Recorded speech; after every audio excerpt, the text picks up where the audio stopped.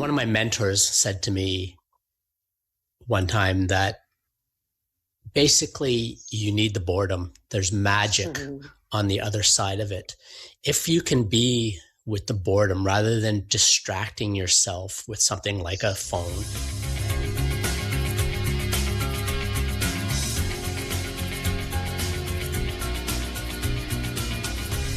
Good morning, good afternoon, good evening, and good night. Hi, I'm Joe, Dr. Energy Piazza. And I am RaRa is in the house. Kathryn is Asaro Myers. And welcome back to our BU Network podcast, Conversations Worth Having. We appreciate you spending time with us. And in our podcast, you can expect three things from us: the guest moment, the BU moment, and the final moment. Good afternoon. For the real time of what we're doing right now, it is sort of the afternoon. So I want to say hi, Dr. Energy. How are you doing? I'm doing great. Yourself? I'm doing good because I am doing my favorite thing. I'm looking at greenery. Excellent. And no, it's not money, it's trees. Well, we are in Canada, so all our money's not green like it is in the US. Oh, that's right. That's right. Look at me, forgetting what country we're in. So you're looking at colors, right? That's right. Yes, looking at all the colors. Right. And you know why I'm looking at colors? Because I'm a little bored today. Oh, really? Yeah, I wanted to just say that, what do you do when you're bored? But before we talk about that, before we get into it, I want to say to our guests, we made a promise. And we made a promise to give a very special audible. On each and every show, your job as the audience is to find it. You know the game, Where's Waldo? Well, here we will ask you to listen for the audible. Keep your ears open. Once you think you've heard the sound that we're talking about, give us a message. Text us if you know how to do that. If you got our numbers, send us an email, whatever you want to do. Just give us some more feedback. We really enjoy doing that. And if you're bored, then tell us what other sounds you'd like us, what other audibles you'd like us to use. So let's talk about today's show. Absolutely. What do you think about the subject? Boredom. Wow. Is that like, when the kids say, "Mom, I'm so bored. I don't know what to do." Oh, yes, we know that. I've probably heard that one a few times. Oh, yes, I've heard it lots of times. And even myself, I felt like I've said it lots of times. We had some great references for today's show. Yes. And we read some articles and we listened to podcasts on why boredom is good for you, which is kind of funny too. Really, why would it be good for you? Jay Shetty, he had his guests on. Yep, Yuval Harari. Yep. That's right. And what I got out of that, I wanted to just reference it first, is I was understanding that we're not addicted to our phones. Right. We are addicted to the feeling that we get, the joy from what the phone gives us. So you see people walking around with their phones and, I read an email today from a friend and it was really cute because at the end of the email, it says, my dingy, sticky device that makes me check it 100 times. That was his closing line. That was great. I'm going to make sure he listens to the podcast because he'll know that it was him. I thought that's so cute. It makes us check it 100 times. But it's not the phone that we want to see what is somebody saying to me. It's once we do get some kind of a message, that gives us this feeling. And that's what we're going for. We're going for, how am I going to feel? Because at this moment, I'm not doing anything. Now, Jay talks about how he meditates. Go ahead. You were going to say something. Yeah, I was going to share a story as well about how, in that podcast, that aspect that you're talking about, he mentioned about, you go into a room and everybody's on their phones because nobody knows how to just sit quietly or have a conversation with the person next to them anymore. We want that hit on our phone. In fact, I was driving to the hardware store the other day to pick up some stuff to make some repairs. And I was at a stoplight and I looked over at the bus stop and there were 8 people, because I counted, waiting for the bus. And every single one of them, except for one, was on their phone, looking at their phone, head bent over and neck bent at 90 degrees. The only person that wasn't on the phone was an older woman. She was probably looked to be like she was in her late 60s, early 70s. So maybe not that much older, but she obviously didn't have a phone or wasn't that concerned about it. And she was actually just sitting there, head up, looking around, observing the world around her. So it was quite interesting having listened to that podcast and then seeing all these people necks bent at 90 degrees, stressing themselves out, looking for that hit from their phones. Right. You know better than you know better than everyone. You know better than anyone what that does to our posture. Right. So when I look at my phone, I know that I'm usually waiting for something because I'm working on something. Right. So I have dings and pings and special rings and special tones for people. So I'll know who it is, you know, so I'll make sure that that's the one that I'm waiting for. Mm-hmm. Not that I would say that's the one I'm not waiting for, but so I'm usually working on something. But if I'm not working on something and I'm taking a walk or I'm at my yoga class, you know, the phone's away. So there are definitely times that my phone is nowhere near me and I'm not bored, even though I don't have my phone. And I look to, you know, nature maybe, or not that you would know, but I look to nature. I'll look up at the sky or I'll listen to the birds and I'll see if that can give me the feeling that I'm looking for. Because if the feeling is always electronic, if the feeling is always this instant gratification, I don't know what that's going to be like, you know, 10, 20 years from now, because we're conditioning, right? We're conditioning ourselves the nervous for system. all of, and it's too much. So boredom.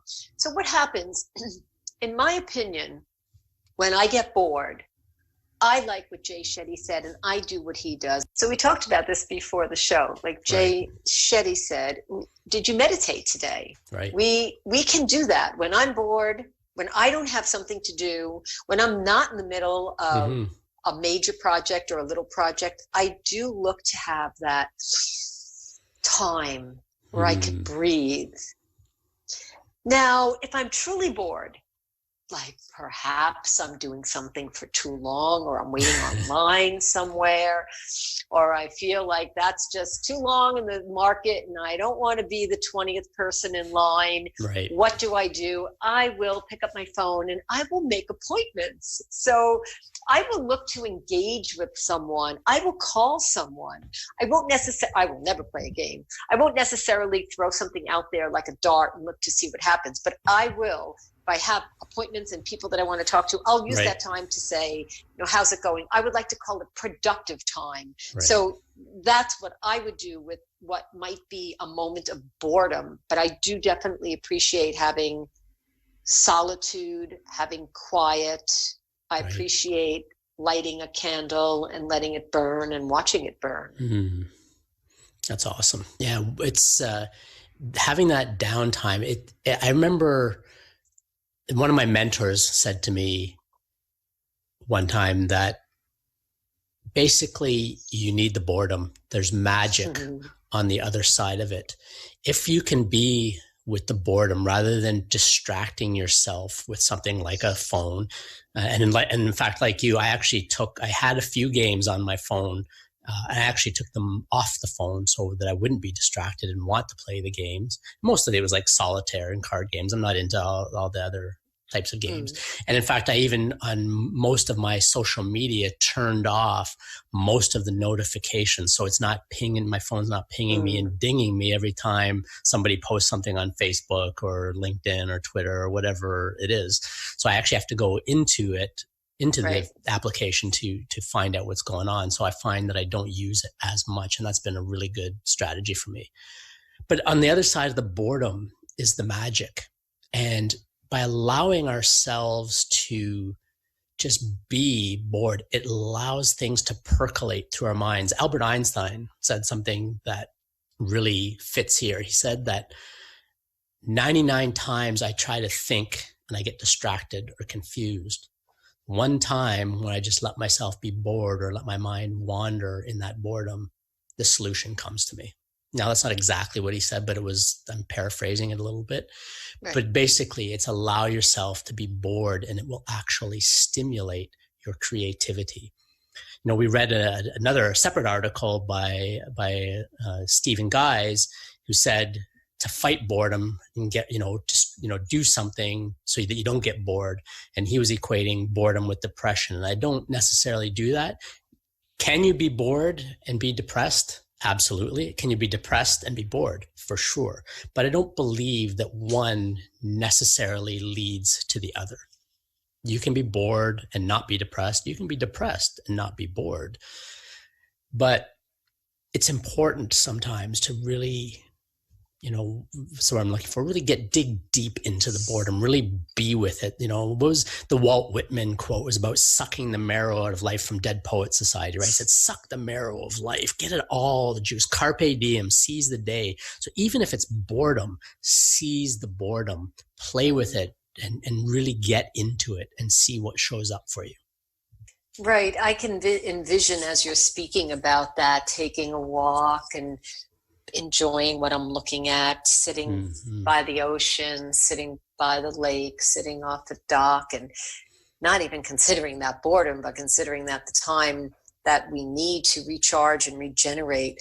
So that would be different than downtime. I'd like to address boredom. Mm-hmm. Death by PowerPoint. Yeah, I've seen a few of those. We're sitting in a room. We're having someone present to us. We're information.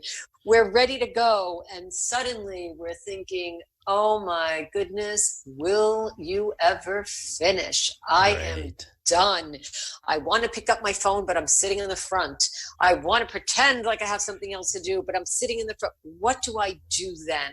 So here's a strategy that I'd like to share, especially if I have high expectations and I'm going into a presentation, I'm expecting something awesome, and there'd be no reason why I would expect anything less. Right. And I'm getting killed with this PowerPoint, for example. Right. I put myself in the position of the presenter. I do everything possible to make eye contact. Right. Because at some moments I feel like I am the only person in the room, and I want that presenter to connect to me. Right. Because I believe if that presenter can connect to someone, it might give them that 1 degree difference to make a slight change. So instead of tuning out, instead of shutting down, instead of looking away, instead of closing my eyes and falling asleep, which I wouldn't do that. But instead of internally shutting off or turning off, I go in to the next step to see if this is if it's live, if I could make a difference. Right. Because I believe that everybody can make a difference. And if we all did that, if there was something really awful going on in a room and we all walk away from it, probably nothing's going to happen. But if there was something going on and everyone started to put energy into it, I believe that we can change it. So there's a strategy for boredom, especially if you're live with someone and they're able to make a face-to-face with you, as we call it, an in-your-face moment. Exactly. That's a great strategy. One of the other things that I like to do as a presenter or when I'm speaking is I really try to vary the tone of my voice or the energy in my voice and really allow the energy to come through behind the words of what I want to impart to help the audience, to help my audience get engaged. And when I'm sitting in the audience, like you, I try to make that eye contact with people or make it a little bit more obvious of a head nod or a thumbs up to the presenter. Like, yes, I'm getting what you're saying, to help encourage them so that they keep their energy up and keep engaged, because there's nothing worse than a presenter or a speaker who disengages from their audience. And that, you want to talk about a recipe for boredom, there you go. Right. And, when we're listening to people, whether it's live or we're watching a video, which we watch videos. Oh, yeah. Someone said to me the other day, I happened to record a video for from my website. Mm-hmm. And someone said, "Oh, that's great. It wasn't your presentation voice. It was your conversation voice. I really enjoyed that." And I was so excited that Carolyn said that. Like, yay, Carolyn, for doing that. Carolyn, special notable mention to Carolyn Jackson for making sure that she absolutely heard that. She's like, "I like your conversation voice." It wasn't that, pitchy presenter's voice where you want to make sure everybody in the room hears you. So you're speaking and projecting and but it was the conversation voice like we're having now. Like we're doing now, yeah. Exactly. And we're being real and we're letting our natural voices come out and we're taking a breath and we're doing what we would do. So that's another way to look at when you're doing something, when you're performing, when you're presenting something to someone. Think about how it sounds. How does it feel? How does the other person feel when you're speaking at them? I had a conversation today with a girl who said the person she was speaking with kept yelling at her. She was yelling loud. Wow. And that was too much for her. She couldn't handle that conversation. So there's another way to get bored. Right. And it's bored in this, sorry. It's like texting or emailing somebody with the caps lock on, right? You tune it out after a while. Right, exactly. You're on point. So you get bored because somebody's doing something that is just not engaging, and it's not something that you really feel that you can have a monologue about. So boredom can occur in the middle of activity. Right. If we don't you check if there's gas in the car, you check if the tires are okay. If it's an electric car, you just get in it and drive it. Don't have to. Because it's going to generate its own energy, right? Right. If you have a hybrid or you're driving a Tesla like our friends Josh and Yaman, you're doing it. You're having a great time with it. But you can get bored in the middle of an activity for sure. Right. And that's the kind of boredom I would like to talk about. Okay. What do you do, right? What do you do in the middle of an activity when you get bored? Do you take your eyes off the road? So what do you do when you're in the middle of something and somebody turns you off? So it's funny because I was going to ask you the same question. It was popping in my head. We're sharing the brain again today. Does that mean you don't want to go first? No, it's okay. I'll go first. It just means we're on the same wavelength. I think it's really cool. So when I'm in the middle of something and somebody turns me off and I find that I'm getting bored, what do I do? That's the question? Yes. Okay. What I tend to do is, like you said, check the fuel. What's going on? Where is my mind going to? Am I judging this presenter or speaker? Am I thinking, I could do a better job than this? Because I've had those thoughts in the past before and sat through presentations and speeches like that. Or am I saying, wow, what can I learn from this? So I try to turn the situation around and say, what can I learn from this person standing in front of the room? Good, bad, or otherwise.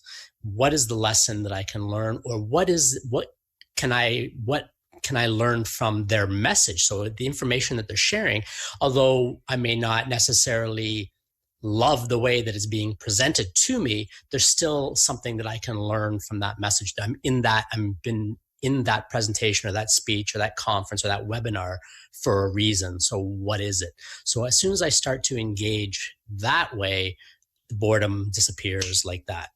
And I start to stay more engaged again and have more interest in it. And my energy picks up, and any tiredness or heavy eyes or wanting to check my phone disappears. So that's what I do. Okay. That's good. Thank you. And yourself? Yes. One of the things that I do is I think about if it's a live person talking to me, whether they're in face-to-face or on the phone, I wonder, what are they thinking and feeling when they're speaking to me that they have to do that like that? Are they not feeling heard by me? Right. Am I not giving the cues, the body language, or the messages to them that I'm getting what they're saying? So if someone is directing something at me and I'm getting bored while they're talking, so I'm thinking, oh my gosh, I've heard this 10 times already. Maybe I did not step up to the plate and give a communication, because they say often the things that are going on are reflections of us. So was there a time where I did that to someone, where I didn't give them a chance to say anything? So I do think about what I am doing to them or towards them. So I put myself in their eyes again. I put myself in their shoes and think, Right. if I'm doing that, would I do that? And what is it that I can do differently? So I take that approach. But if it's something that I'm in the middle of, a concert, and I hate to tell you this, but I have fallen asleep in some places. And that's tired. That's not boredom, but that's tired. But I can get bored in the middle of a room and an activity. And the other thing that I do is I think about my own energy levels. So being Dr. Energy, you understand what you have to do to keep that up. Right. But if there is a low energy level, I wonder if that is a direct correlation with getting bored. So when I wake up in the morning, for example, I'm ready to go. And often it doesn't matter what time it is, I'm ready to go. But there are days where, I can call it a night, whether it's at 1 o'clock or 2 o'clock or 3 in the morning or 11 at night, or it could just be one of those nights at 9:30, everything turns off. I don't even know. I've had a few of those. Time. Yeah, I don't know. Not recently, but I've had a few of those. But you just turn it off and you say you want to do that. But what I'd like to point out is if I am busy, if I have high energy, I'm fueled. If I'm busy and I have low energy, I might tend to get bored. So I need to check myself. I need to check in with my physical well-being. I also need to check if I'm feeling what I'm doing. Am I paying attention to the signs? Is boredom something that just slaps me in the head like a brick wall? Like, oh, there it is, boredom. Or am I catching the signs of boredom? Am I, looking at, I use peppermint oil. Like I do all these things to keep myself, up and awake. Actually, not that I'm sleepy now, but I have peppermint oil infusing in the room, in my bridge room that I'm in. That's so invigorating. Isn't that? So I make sure I put some on my temples and the back of my head, on my wrists. I infuse peppermint oil and I'm ready for our show. These are the things that I do to also make sure that I stimulate my senses. So if I'm in the middle of something that's busy and going on, I do think about what I've done to that person or what I could do to that person to help them direct it differently. I think if I've ever done it and to them or to anyone else. And I also think about my own body signs and my body language and make sure that I have energy, because boredom can come with tiredness and lack of energy. Right. That's beautiful. Thank you. My favorite scent is actually the citruses, the orange and lemon. If I find they really energize me, and especially if, pine and, northern, fir, that kind of outdoorsy, woodsy scent really works for me too. I like those around the holidays. And just to add a scent, I'm very partial to frankincense. Oh my God, that's like my all-time favorite. And especially if you have frankincense burning and you have coffee making in the background along with the frankincense. Oh my God, I'm in heaven. What do you think that was? Did you drop the phone again? That's our sound. Oh, it's our sound. Oh, okay. Gotcha. You got me. I wonder if you got our listeners. All right. Well, there you go. I was waiting for a moment. That's called, gave you a little curveball there. Yeah, you did. I'll do it one more time. I missed the curve. Well, Very there good, it is. Very good. That's our sound. That's our sound for today. Excellent. So I have a question for you now. Yes. I'd like to turn the tables around a little bit on this boredom question. Okay. I'm a little bored. Go ahead. So when you are presenting and you find yourself getting bored as the presenter, either while you're presenting or in preparing a presentation, or you find yourself repeating things that you've done in other presentations and think, oh my God, I'm bored doing this. I need, what can I do different? Like, so how do you do that? How do you turn that around? Or does it happen to you? That's a good question. Yeah, I was just going to say, do I repeat things from one presentation to the next? Well, here's my process on that. So when I am the one presenting, speaking, teaching, I have a map. So I need to know where I'm going. I need to know it's 6:50, it's 9:10. I'm doing this for 3 minutes. I'm doing this for 6 minutes. Right. I have an hour. I have 45 minutes. So if I'm going to stay on point, I need to know beginning and end. I need to know my middle. if I'm going to work with what's going on in the room and really engage, the information is all in my head. It's like a Rolodex that I pull it out. And so I'm not going to read notes. That's just something I tend to not do unless I'm going to give like some mathematical statistic that I want to make sure I don't, get that wrong. So I'll be in the moment. I'll engage. I'll feel what's going on. I'll know my beginning, my middle, my end. Right. So I don't have time to get lost. One thing that I make sure I don't do, hopefully you'll tell me if I do it, is I like to stay on point and with the subject and remain exactly where my audience is. So I don't want to go behind them. I don't want to go in front of them. I want to be with them. I want to be there with them experiencing. If I'm delivering humor, I want to make sure that I'm giving them humor. And just to give you a quick aside, I watched Sebastian Maniscalco the other day live. He's hilarious. He was so hysterical. I mean, just the gestures that he does when he says, dig for the information, he gets down, he squats, he pretends like he's got a shovel. Like, we're talking about good humor. So if I'm with my audience and I'm delivering humor, I don't really have time to get bored if I'm truly giving the performance the way that I want to. Right. So I would like to say that I stay with it. I know my beginning, my middle, my end. Right. I feel what's going on, and I truly deliver from my heart. That's awesome. What about you? I tend not to get bored when I'm actually presenting. I'm having way too much fun in front of a room or giving a speech or doing what we're doing right now, podcasting.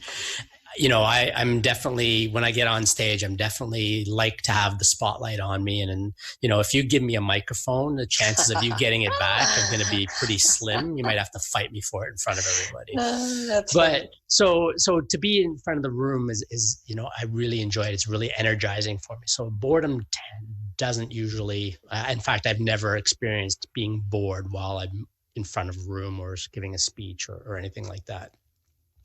Sometimes what I do find is I get a little bit bored creating presentations, creating a speech.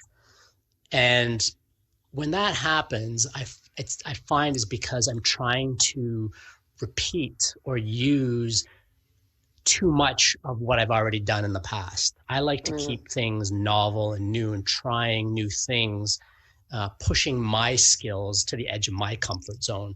So it might be something like I gave a speech one time in Toastmasters where it was a 2-actor play, an interpretation, and the 2 actors in my play were 2 teenage girls. So I was having this conversation back and forth as 2 teenage girls. And the people were absolutely in hysterics. They said, "Oh my God," it was like you could see the 2 teenage girls, and there, I'm this guy standing there. And then another time, it was funny. It was quite funny. And then another time, I gave a speech where it was a 1-act play, and the central character was a sociopath. And so it's a sociopath, not a psychopath. A sociopath basically doesn't have any emotion. Their emotional affect or their emotional tone is very flat. So throughout the whole speech, I had to maintain a very neutral tone. And some of the comments I got afterwards were, "Oh my God, that was kind of scary that you could even be capable of that." And I was like, well, it's good acting and it's good practice for being able to exercise how you use your energy, how you use your voice when you're delivering messages. And so I like to really vary things up. So my next goal or my next skill that I really want to play with more is bringing more humor into my speeches, into what I do, being more conscious of how I bring the humor to what I do. I can definitely see you doing that, and there will be no boredom around that. For sure. I can definitely hear you delivering that. Can I segue into this BU moment? Absolutely. Okay, because I was listening to you and I'm thinking, what are you doing right now? And you were telling me about you and right. Speaking, and I'm thinking, yes, I can see you doing that. So where are you right now? So, as usual for our podcast, I'm in my office and slash studio, but today I'm really making an even more conscious effort than normal to keep my energy lighter and more of a tone. I got a really good night's sleep last night. I had been feeling a little bit tired, and so my energy is better today, and I'm really being able to tap into that and be present with it. And I'm enjoying that as I'm looking out the window, it's just starting to rain here. And the smell of the rain freshening the air really is invigorating to me. And I really, really enjoy that. That's nice. Well, I hear it. I hear in your voice. You're definitely Dr. Energy. I mean, you're Dr. Energy all the time, but I hear it in you today. That's for sure. Excellent. Well, thank you. And yourself? Yeah. What are you up to today? Well, I'm in my bridge room and I'm standing. So yes. I maybe haven't mentioned that, but I was showing Kate for our audience to know you're in Ottawa, I'm in Toronto. Yep. I'm standing so that way you could hear, hopefully you could hear my energy. Because if I were to sit down, you'd probably hear it. So I'm standing. I am also looking out the window. Yep. I have my dumbbell 3 inches from me because during the course of my conversations, I like to pick up my 7.5 nice pound dumbbell, and I do one arm at a time. And by the end of the day, who knows how many I do? And that's right. in addition to going to the gym. So I decided to get all dressed up today for our podcast. I decided to not go casual and sporty, but I am wearing a dress doing my dumbbell today because I thought, let me just see what that's like. I wanted to get dressed up. I wanted to have curly hair. I wanted to put on shiny lipstick. Nice. I am drinking some ginger and honey and lemon herbal tea because I like to make sure. Yeah, it's great. It smells good too. My peppermint is infusing, and I thought I would get all prettied up for our show today, and that would come through in my voice. Absolutely, and it absolutely is. Thank you. So that's my BU moment, and I like to paint the picture. Of course, I'm looking at art at the same time, but I like paint the picture for each of us too, to know, because we never do know. You know, we're wearing a cap, are we outside, are we taking a walk, what are we doing when we're doing our podcast? But yes, we both are very cognizant of what allows us to be our best, so that this BU moment is one that our audience can feel and see. And well, they can't see it, but they can hear it. Right. And, it's interesting you mentioned about the energy of standing up versus sitting down. I remember reading some research that where even just how your perspective is on something will change versus like how you're looking at it. So for instance, if you're sitting down with reading something or thinking about a problem that you're trying to solve versus if you stand up, your perspective literally changes. You actually, within your brain and your thinking, go to a higher level, a higher perspective. So what I actually like to do sometimes even is, and people will look at me funny when I do this in public, because I've actually done this in public, is I'll actually stand up on a chair and look down at my computer or my laptop while I'm working just to get a different perspective on it. And then I sit back down and all of a sudden it just changes the energy and changes my thinking. And it brings a new energy, a new perspective to whatever it is that I'm doing. Right. That's a great idea. One of the other things that I do is I hold crystals. So the unit that my laptop is on, well, I'm on my phone right now, but my laptop's in front of me because I like to make sure I have all my necessary information as we're doing our show. Right. I have all these different crystals in front of me. So I hold different ones. I put them down. I put energy into them and I get energy back from them. And I look at the books that I'm going to be reading. So I bring all that. I have pictures around me of people that at this moment in my life are near and dear to me, and maybe they have been for all of my life. Right. And I have a clock in front of me as well as on my laptop and my phone, but I actually have a clock that I can watch the second hand go. What's a second hand? What's that? Is it digital? Right. Can you imagine? I have a clock with a second hand. Yep.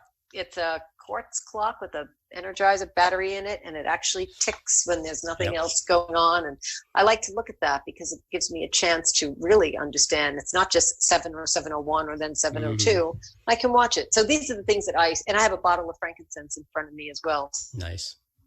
So I guess this is how I get my energy. Right.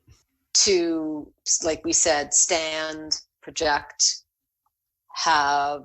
receive.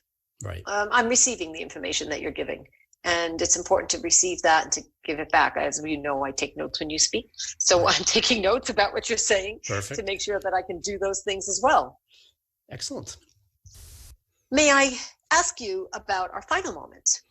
Before we do that, do you want to talk a little bit about what we've got coming up in some future episodes? Absolutely. Sure. You can tease it a little bit instead of leaving it right to the very end when people are already like, let's talk a little bit about it now. We've got about 7 or 8 more episodes in the pipeline that we're looking at with some guests, really interesting guests lined up for those. And they're going to be sharing with us, we've covered a couple of emotions, the passion and the boredom, and we're going to cover some more. And perhaps we're not going to mention the guests' names yet, but you have to listen in for those and come back. But how about if you mention what some of the emotions are that we're going to be covering? Absolutely. Thank you. So exploring different emotions and how we express them that contribute to you being you. We did our research. So to our audience, we researched these emotions so that we could give that to you in 10 podcasts. And as Dr. Energy said, you heard passion. If you haven't, go back and listen to that. Boredom. If you got through boredom, then you'll get through anything. We're going to talk about confidence. It's a great emotion. Yes. Fear. Oh, yeah, that's a good one. Think about what comes to mind with fear. Paranoia. Paranoia. That's an interesting one to bring in. That's going to be fun. Gratitude. Oh, I love that one. Joy. Nail-biting anxiety. Oh, I can hear people chewing their fingernails from here. Confucius confusion. Oh, yes. Mind getting all messed up, wondering, what do I do? And excitement. Nice. So for our audience, these are the subjects that we're going to cover. These are the emotions that we're going to explore. So whenever you tune in, know that there will be 10. And catch them all, because they're all pretty important to us. During the course of a day, we certainly can have every one of those emotions come to play. I'd like to submit that most people probably live in only a very few of those emotions in a day. There's research has shown that there's way more emotions, something like 300 human emotions. And most people live in a very narrow band of emotions, and most of them are these 10 that we're covering in these podcasts. We might bring in some anger and occasionally some ecstasy, depending on what we're doing. I know we've said that this is not 50 Shades of Grey, but ecstasy might be in there sometimes.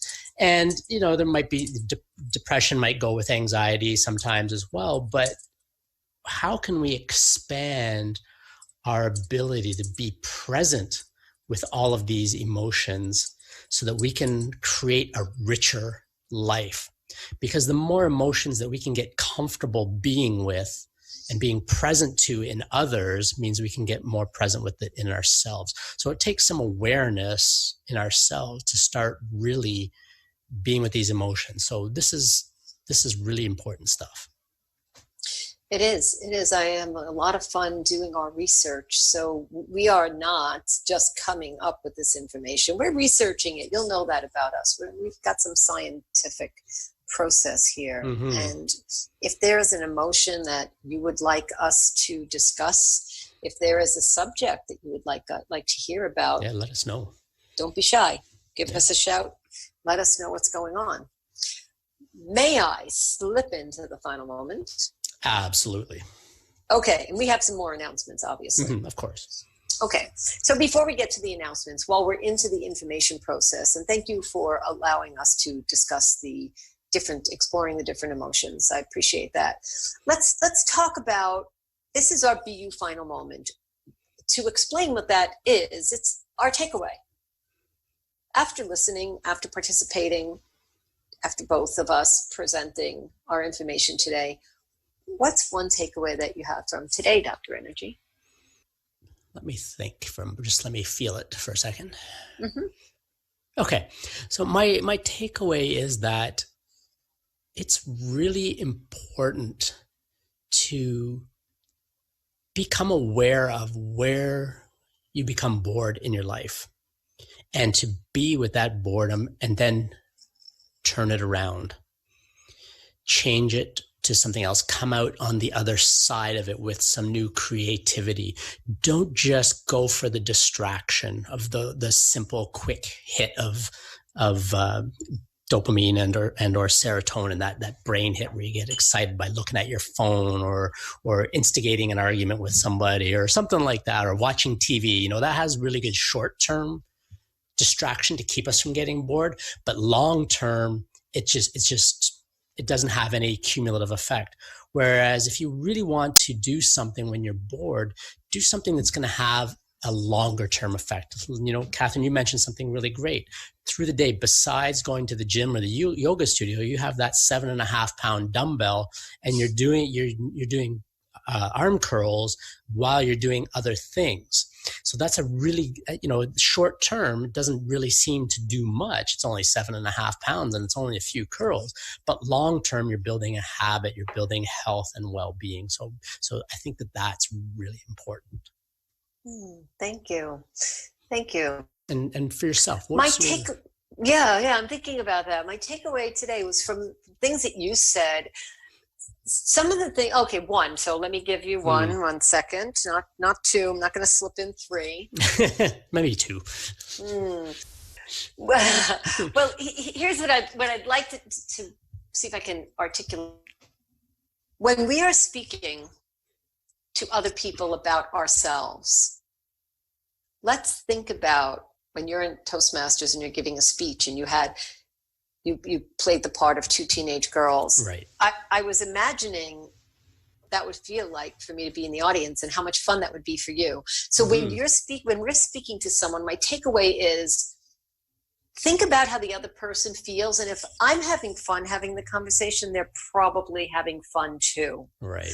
So in terms of boredom, how to elevate myself above it, how to rise above boredom, is to understand how I am delivering my message, my sound, my tone, my look, my body gesture. How am I doing that? And if I'm doing that in good faith, if I'm doing that with my heart, and I truly want to give a good message to someone, then they're going to receive it like that. So when you gave your talk and you were the two teenage girls and you had that energy, I want to make sure that when I'm doing something, when I'm speaking, when I'm listening, when I'm integrating myself into a conversation that's already in place, that I'm doing that with the best of my intentions and with everyone's best interest at heart so that they receive it like that.